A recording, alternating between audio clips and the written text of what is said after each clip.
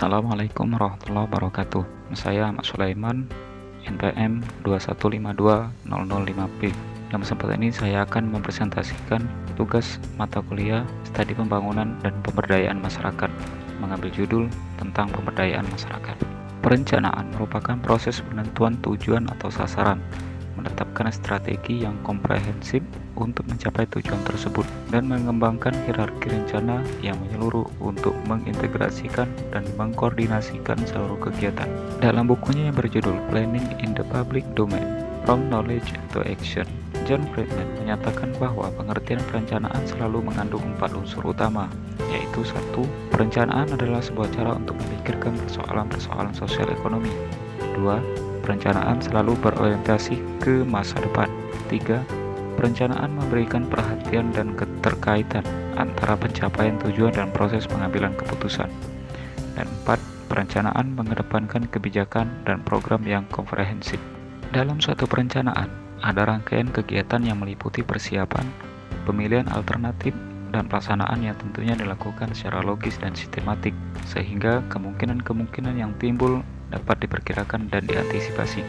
Proses pengambilan keputusan dari alternatif atau pilihan-pilihan tersebut tentang sasaran dan cara yang akan dilakukan di masa yang akan datang akan sangat berguna untuk mencapai tujuan yang dikehendaki, dibarengi dengan pemantauan dan penilaiannya atas hasil pelaksanaan tersebut yang dilakukan secara sistematis dan berkesinambungan. Berdasarkan jangka waktunya, perencanaan pembangunan dibagi menjadi 3 jenis. 1. Perencanaan jangka panjang. Perencanaan jangka panjang biasanya mencakup jangka waktu 10-25 tahun. 2. Perencanaan jangka menengah. Perencanaan jangka menengah biasanya mencakup waktu 4-5 tahun, di mana jangka waktu 4-5 tahun ini adalah jangka waktu presiden ataupun kepala daerah memerintah. Perencanaan jangka menengah pada dasarnya merupakan jabaran dari perencanaan jangka panjang, sehingga bersifat lebih operasional. Perencanaan jangka panjang juga memuat sasaran dan target pembangunan, sehingga lebih mudah untuk dilakukan monitoring dan evaluasi. 3. Perencanaan jangka pendek. Perencanaan jangka pendek biasanya mencakup waktu 1 tahun saja, seringkali dinamakan sebagai rencana tahunan. Rencana ini pada dasarnya adalah merupakan jabaran dari rencana jangka menengah. Perencanaan tahunan berisi program dan kegiatan, lengkap dengan pendanaannya. Karena itu, rencana tahunan ini dijadikan dasar utama dalam penyusunan anggaran pendapatan dan belanja nasional atau RAPBN, maupun rencana anggaran pendapatan dan belanja daerah atau RAPBD. Rencana tahunan yang mencakup ke semua sektor dinamakan rencana kerja pemerintah daerah atau RKPD, sedangkan khusus untuk satu sektor atau bidang dinamakan rencana kerja satuan kerja perangkat daerah atau Renja SKPD, yang merupakan penjabaran dari rencana strategis atau Renstra SKPD. Tahapan perencanaan pembangunan. 1. Tahap penyusunan rencana. Penyusunan rencana ini secara formal dibuat oleh Badan Perencana, yaitu Bappenas untuk tingkat nasional dan Bapelitbangda untuk tingkat daerah. Bila penyusunan rencana dilakukan dengan menggunakan pendekatan partisipatif, maka sebelum disusun, terlebih dahulu dilakukan penjaringan aspirasi dan keinginan masyarakat tentang visi misi serta arah pembangunan. 2. Tahap penetapan rencana. Sesuai dengan ketentuan, rencana pembangunan jangka panjang atau RPJP harus mendapat pengesahan dari DPRD setempat, sedangkan rencana pembangunan jangka menengah atau RPJM dan RKPD cukup mendapat pengesahan dari kepala daerah.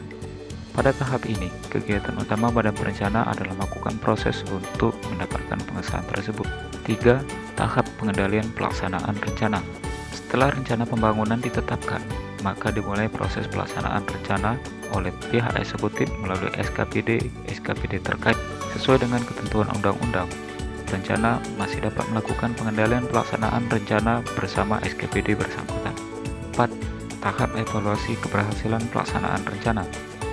Setelah pelaksanaan kegiatan selesai, Badan Perencana masih harus melakukan evaluasi terhadap kinerja kegiatan pembangunan tersebut. Sasaran utama kegiatan evaluasi ini adalah untuk mengetahui apakah kegiatan dan objek pembangunan yang telah selesai tersebut dapat dimanfaatkan oleh masyarakat atau tidak.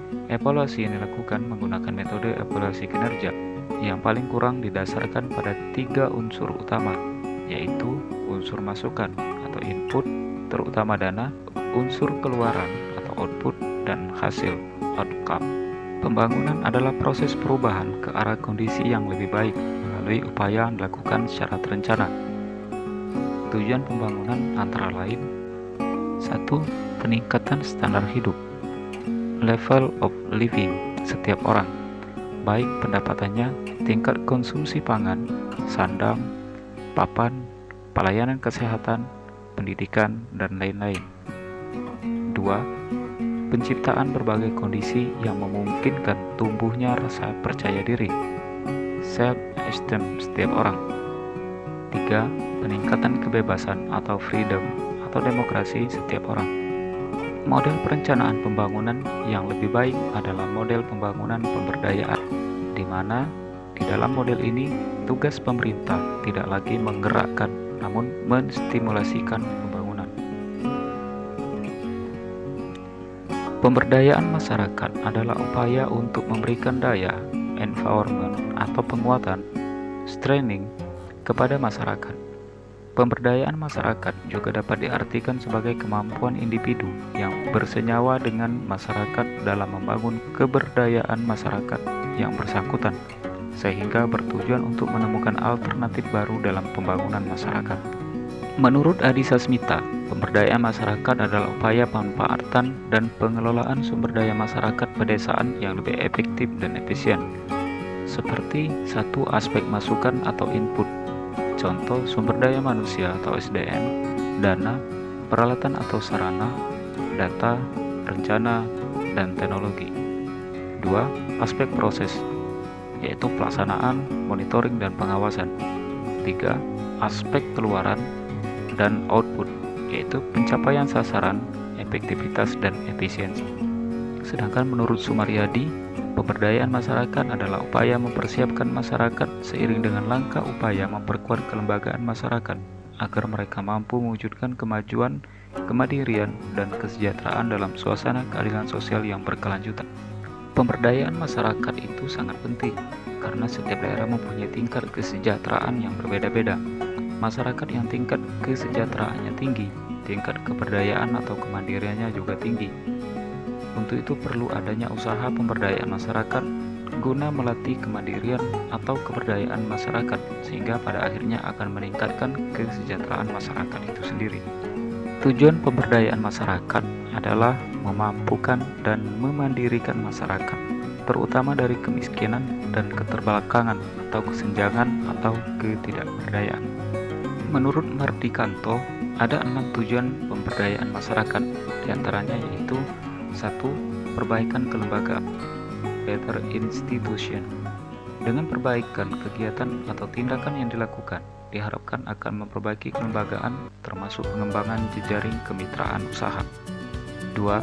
Perbaikan usaha, better business. Perbaikan pendidikan, semangat belajar, perbaikan aksesibilitas kegiatan dan perbaikan kelembagaan diharapkan akan memperbaiki bisnis yang dilakukan. 3. Perbaikan pendapatan, better income. Dengan terjadinya perbaikan bisnis yang dilakukan, diharapkan akan dapat memperbaiki pendapatan yang diperoleh, termasuk pendapatan keluarga dan masyarakat. 4. Perbaikan lingkungan, better environment. Perbaikan pendapatan diharapkan dapat memperbaiki lingkungan secara fisik dan sosial, karena kerusakan lingkungan seringkali disebabkan oleh kemiskinan atau pendapatan yang terbatas. 5. Perbaikan kehidupan, better living. Tingkat pendapatan dan keadaan lingkungan yang membaik diharapkan dapat memperbaiki keadaan kehidupan setiap keluarga dan masyarakat. 6. Perbaikan masyarakat, a better community. Kehidupan yang lebih baik yang didukung oleh lingkungan secara fisik dan sosial yang lebih baik diharapkan akan terwujud kehidupan masyarakat yang lebih baik pula. Terdapat 4 prinsip yang sering digunakan untuk suksesnya program pemberdayaan, yaitu 1. Prinsip kesetaraan. Prinsip utama yang harus dipegang dalam proses pemberdayaan masyarakat adalah adanya kesetaraan dan kesejajaran kedudukan antara masyarakat dengan lembaga yang melakukan program-program pemberdayaan masyarakat.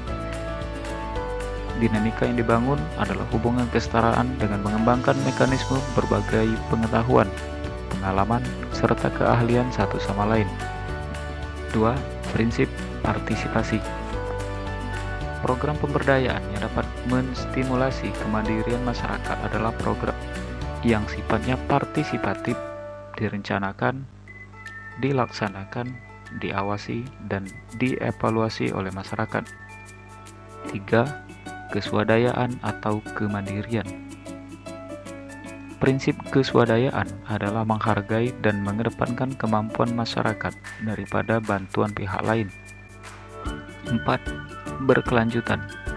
Program pemberdayaan perlu dirancang untuk berkelanjutan, sekalipun pada awalnya peran pendamping lebih dominan dibanding masyarakat itu sendiri. Terdapat 3 strategi utama pemberdayaan masyarakat dalam praktik perubahan sosial, yaitu 1. Strategi tradisional. Strategi ini menyarankan agar masyarakat mengetahui dan memilih kepentingan terbaik secara bebas dalam berbagai keadaan. Dengan kata lain, semua pihak bebas menentukan kepentingan bagi kehidupan mereka sendiri dan tidak ada pihak lain yang mengganggu kebebasan setiap pihak. 2. Strategi direct action. Strategi ini membutuhkan dominasi kepentingan yang dihormati oleh semua pihak yang terlibat, dipandang dari sudut perubahan yang mungkin terjadi. Pada strategi ini, ada pihak yang sangat berpengaruh dalam membuat keputusan. 3. Strategi transformatif. Strategi ini menunjukkan bahwa pendidikan massa dalam jangka panjang dibutuhkan sebelum pengidentifikasian kepentingan diri sendiri. Menurut Fakhrudin, pemberdayaan masyarakat adalah upaya untuk memampukan dan memandirikan masyarakat yang dilakukan dengan upaya memperhatikan aspek-aspek sebagai berikut. 1. Enabling, yaitu menciptakan suasana atau iklim yang memungkinkan potensi masyarakat berkembang. Setiap masyarakat yang memiliki potensi akan didorong untuk berkembang. Pemberdayaan adalah upaya untuk membangun daya itu dengan cara mendorong, memotivasi, dan membangkitkan kesadaran akan potensi yang dimilikinya serta berupaya untuk mengembangkannya. 2. Empowering, yaitu meningkatkan kapasitas dengan memperkuat potensi atau daya yang dimiliki oleh masyarakat. Perkuatan ini meliputi langkah-langkah nyata seperti penyediaan input serta pembukaan akses peluang-peluang yang dapat membuat masyarakat menjadi makin berdaya. 3. Protecting. Melindungi dalam hal ini dilihat sebagai upaya untuk mencegah terjadinya persaingan yang tidak seimbang serta eksploitasi yang kuat atas yang lemah. Menurut Sukanto, ada 7 tahapan atau langkah yang harus dilakukan dalam pemberdayaan masyarakat, yaitu 1. Tahap persiapan. Pada tahap ini terdapat 2 tahapan yang harus dikerjakan, yaitu penyimpanan petugas, yaitu tenaga pemberdayaan masyarakat. Kedua, penyiapan lapangan yang pada dasarnya diusahakan dilakukan secara non-direktif. 2. Tahap pengkajian atau asesmen. Pada tahap ini, yaitu proses pengkajian dapat dilakukan secara individual melalui kelompok-kelompok dalam masyarakat. Dalam hal ini, petugas harus berusaha mengidentifikasi masalah kebutuhan yang dirasakan dan juga sumber daya yang dimiliki. 3. Tahap perencanaan alternatif program atau kegiatan. Pada tahap ini, petugas sebagai agen perubahan secara partisipatif mencoba melibatkan warga untuk berpikir tentang masalah yang mereka hadapi dan bagaimana cara mengatasinya. Dalam konteks ini, masyarakat diharapkan dapat memikirkan beberapa alternatif program dan kegiatan yang dapat dilakukan. 4. Tahap pemformalisasi rencana aksi. Pada tahapan ini, agen perubahan membantu masing-masing kelompok untuk merumuskan dan menentukan program dan kegiatan apa yang mereka akan lakukan untuk mengatasi permasalahan yang ada. Di samping itu juga, petugas membantu untuk memformalisasikan gagasan mereka ke dalam bentuk tertulis. 5. Tahap pelaksanaan atau implementasi program atau kegiatan. Dalam upaya pelaksanaan program pemberdayaan masyarakat, Peran masyarakat sebagai kader diharapkan dapat menjaga keberlangsungan program yang telah dikembangkan. Kerjasama antara petugas dan masyarakat merupakan hal penting dalam tahapan ini, karena terkadang sesuatu yang sudah direncanakan dengan baik melenceng saat di lapangan. 6. Tahap evaluasi. Evaluasi sebagai proses pengawasan dari warga dan petugas program pemberdayaan masyarakat yang sedang berjalan sebaiknya dilakukan dengan melibatkan warga. Dengan keterlibatan warga diharapkan dalam jangka waktu pendek, biasanya membentuk suatu sistem komunitas untuk pengawasan secara internal. 7. Tahap terminasi. Tahap terminasi merupakan tahapan pemutusan hubungan secara formal dengan komunitas sasaran. Beberapa contoh program pemberdayaan masyarakat dalam berbagai bidang kehidupan. Pemberdayaan masyarakat di bidang ekonomi. 1. Pelatihan UMKM. UMKM adalah usaha yang didirikan dan dikelola oleh pengusaha perseorangan atau satu badan usaha. Dengan adanya UMKM di desa-desa, perekonomian masyarakat akan terbantu. Bukan hanya memberikan sumber penghasilan terhadap masyarakat, UMKM juga memberikan lapangan pekerjaan untuk masyarakat setempat. 2. Pelatihan BUMDes. BUMDes merupakan suatu usaha desa berbadan hukum yang dikelola oleh pemerintah desa. Modal dari usaha ini datang dari berbagai sumber seperti pemerintah, tabungan masyarakat, atau pinjaman. 3. Pengadaan kampung blogger. Pemberdayaan masyarakat dengan pembentukan kampung blogger pernah terjadi di daerah Magelang. Pendirinya, Sumbodo Malik, dengan tekun mengajarkan masyarakat untuk menghasilkan uang melalui Google AdSense dan membuka toko online. Tujuan dibentuknya kampung blogger adalah untuk meningkatkan perekonomian daerah setempat dengan menambah pendapatan masyarakat. Di daerah Magelang sendiri, masyarakat berlomba-lomba datang untuk belajar mengelola blog dan toko online untuk mendapatkan penghasilan. Contoh pemberdayaan masyarakat di bidang pertanian.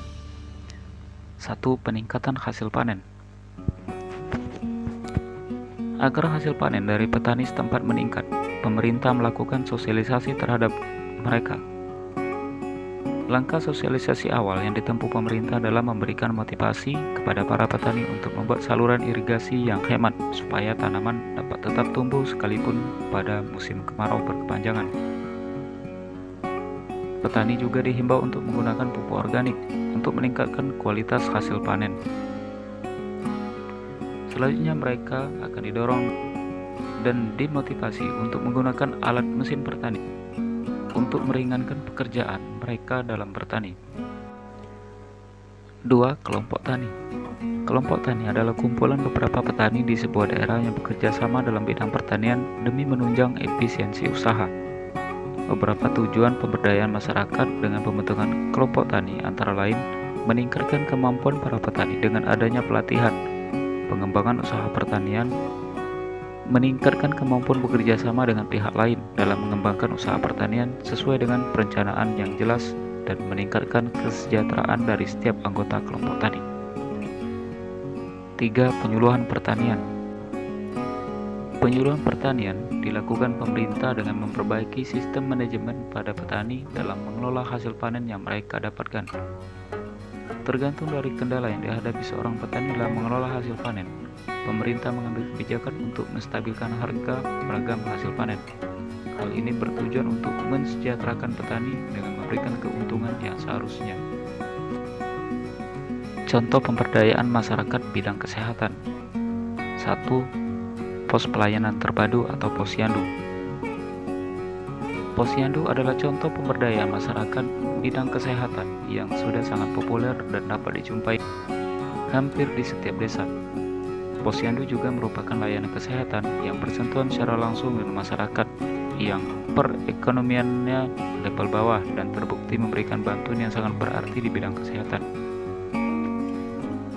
2. Pondok bersalin desa atau Polindes.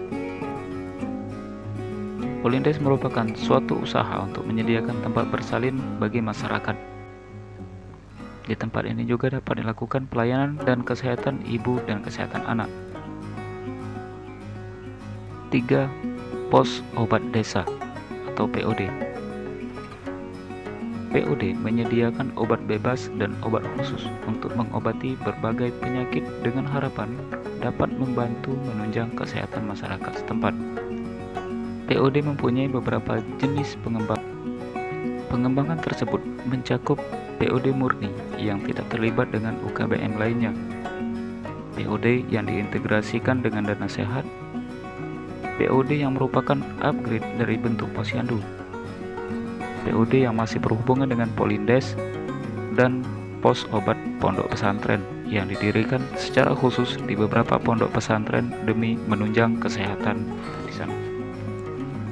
Contoh pemberdayaan masyarakat bidang pendidikan. 1. Kampung Inggris. Kampung Inggris didirikan di Kabupaten Kediri, Jawa Timur dan dipelopori oleh Mr. Kellen. Pada awalnya, warga setempat sama sekali tidak mengenal bahasa Inggris. Kemudian Mr. Kellen memberikan edukasi kepada warga setempat tentang bahasa Inggris dan mendorong mereka untuk memberikan pendidikan gratis. Selain mendapatkan edukasi yang baik di bidang bahasa Inggris, mereka juga dapat menghasilkan uang dari kemampuan tersebut. 2. Seminar anti narkoba untuk anak sekolah. Seminar atau workshop yang dilakukan oleh Badan Narkotika Nasional yang bekerja sama dengan kepolisian dan menyasar kepada para siswa SMA atau SMK juga bisa dikatakan sebagai pemberdayaan di bidang pendidikan. Hal ini penting untuk menyelamatkan generasi muda dari jeratan bahaya narkoba dan obat-obatan terlarang. 3. Pelatihan saham untuk anak sekolah.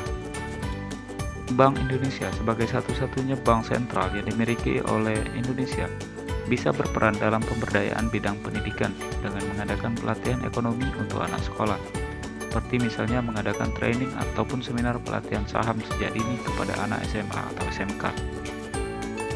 Contoh pemberdayaan masyarakat di bidang sosial budaya. 1. Sanggar Tari. Sanggar Tari dibuka untuk meningkatkan pengetahuan dan kemampuan masyarakat setempat untuk menarikan tari daerah yang sesuai dengan budaya setempat. Saat pengetahuan dan kemampuan masyarakat meningkat, mereka dapat melakukan pementasan tari daerah tersebut dengan tujuan mengenalkan tari daerah kepada warga setempat dan warga dari tempat lain dengan kebudayaan yang berbeda, melestarikan kebudayaan dan meningkatkan pendapatan masyarakat setempat yang ada di dalam sanggar tari. 2. Workshop pengawasan dana sosial masyarakat. Dana sosial yang diberikan oleh pemerintah yang diturunkan langsung ke berbagai daerah. Dengan demikian, pemerintah daerah juga bisa mengadakan pemberdayaan kepada perangkat desa atau lingkungan untuk dapat mempergunakan dana sosial masyarakat dengan sebaik mungkin tanpa adanya penyelewengan. 3. Pelatihan IT untuk aparat desa. Aparat desa yang bekerja di kantor desa ataupun kantor lingkungan haruslah memiliki kemampuan di bidang teknologi, minimal bisa mengoperasikan komputer dan melakukan berbagai perintah dasar untuk Microsoft Office. Contoh pemberdayaan di bidang politik. 1. Pengenalan cara mengikuti pilkada atau pilpres. Komisi Pemilihan Umum bisa mengadakan suatu workshop ataupun seminar kepada para masyarakat untuk bagaimana cara mengikuti pemilihan kepala daerah ataupun pemilihan presiden. Pemberdayaan ini bisa dikategorikan sebagai pemberdayaan di bidang politik yang menjadikan masyarakat lebih melek terhadap politik. 2. Pemahaman ideologi Pancasila kepada kaum milenial. Indonesia memiliki ideologi Pancasila sebagai falsafah dan dasar negara. Ideologi ini bisa diajarkan lebih baik dengan materi yang mudah dipahami kepada kaum milenial melalui proses pemberdayaan di bidang politik yang dikemas dalam bentuk kreatif dan inovatif. 3. Seminar pembahasan rancangan undang-undang. Rancangan undang-undang yang akan disahkan oleh Presiden bisa dipelajari kembali dengan mengadakan seminar ataupun pembahasan bersama dari berbagai kalangan. Hal ini bisa juga dikategorikan sebagai pemberdayaan bidang politik. Contoh pemberdayaan bidang pariwisata. Salah satu contoh pemberdayaan masyarakat di bidang pariwisata adalah dengan berdirinya Kampung Warna-Warni di Kota Malang, Jawa Timur. Kampung ini menjadi begitu terkenal karena ciri khasnya sebagai tempat paling indah untuk berselfie. Kegiatan pemberdayaan masyarakat ini adalah hasil kerjasama dari pemerintah dengan cat tembok arsitek. Contoh pemberdayaan masyarakat di bidang agama.